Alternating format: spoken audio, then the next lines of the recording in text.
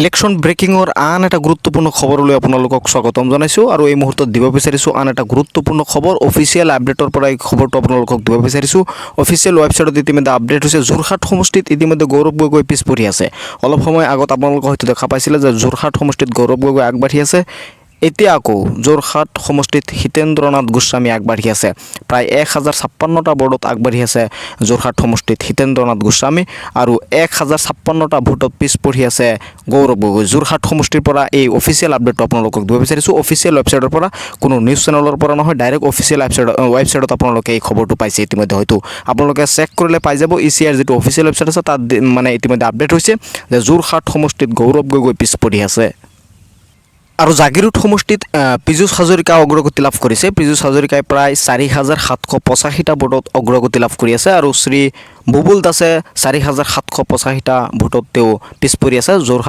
যোৰহাট সমষ্টিত জাগিৰোড সমষ্টিত 52 নং জাগিৰোড সমষ্টিত ইতিমধ্যে পীযুষ হাজৰিকাই লিডিঙত আছে, অৰ্থাৎ পীযুষ হাজৰিকাই আগবাঢ়ি আছে। টোটেল ভোট পাইছে তেওঁ 11,695টা ভোট তেওঁ পাইছে টোটেল।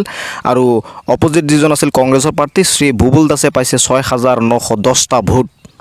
নগাঁৱৰ বটদ্ৰৱা সমষ্টিত লিডিঙত আছে ৰূপক শৰ্মা, বিজেপিৰ প্ৰাৰ্থী ৰূপক শৰ্মা লিডিঙত আছে। তেওঁ ভোট পাইছে 8,245টা আৰু ইণ্ডিয়ান নেশ্যনেল কংগ্ৰেছৰ অৰ্থাৎ কংগ্ৰেছৰ যি প্ৰাৰ্থী আছিল দুৰ্লভ চামুৱা, তেওঁ পাইছে 2030টা ভোট।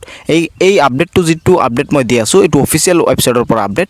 এইটোৱেহে আচল আপডেট। অফিচিয়েল আপডেটত বা অফিচিয়েল ৱেবছাইটত যিটো আপডেট দিয়া হয় এইটোৱে হ'ল অফিচিয়েল আপডেট। আৰু ইতিমধ্যে নগাঁৱৰ বটদ্ৰৱা সমষ্টিৰ যি আপডেট আছে সেই আপডেটটো লিডিঙত আছে ৰূপক শৰ্মা, ভাৰতীয় জনতা পাৰ্টীৰ পৰা ৰূপক শৰ্মা ইতিমধ্যে আগবাঢ়ি আছে নগাঁও বটদ্ৰৱা সমষ্টিৰ পৰা।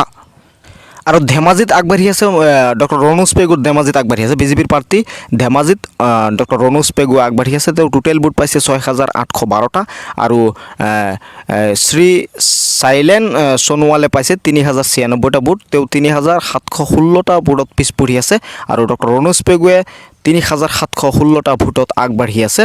তেওঁ টোটেল ভোট পাইছে 6,812টা আৰু অপজিশ্যনৰ নেশ্যনেল কংগ্ৰেছৰ যি প্ৰাৰ্থী আছিল তেওঁ ভোট পাইছে 3,096টা ভোট তেওঁ লাভ কৰিছে। ধেমাজি সমষ্টিত ডক্টৰ ৰণোজ পেগুৱে 6,812টা ভোট পাই তেওঁ আগবাঢ়ি আছে।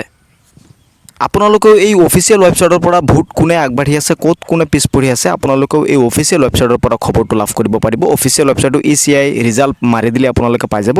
এই অফিচিয়েল ৱেবছাইটত যি খবৰ আহে সেইটোৱে হ'ল আচল ৰিয়েল খবৰ। গতিকে এই অফিচিয়েল ৱেবছাইটটো ফ'ল' কৰিব। মই অলপ সময় পাছে আপোনালোকক এই অফিচিয়েল ৱেবছাইটৰ পৰা খবৰ দিবলৈ চেষ্টা কৰিম। তাৰ বাবে মোৰ চেনেলটো ছাবস্ক্ৰাইব কৰিবলৈ নাপাহৰিব।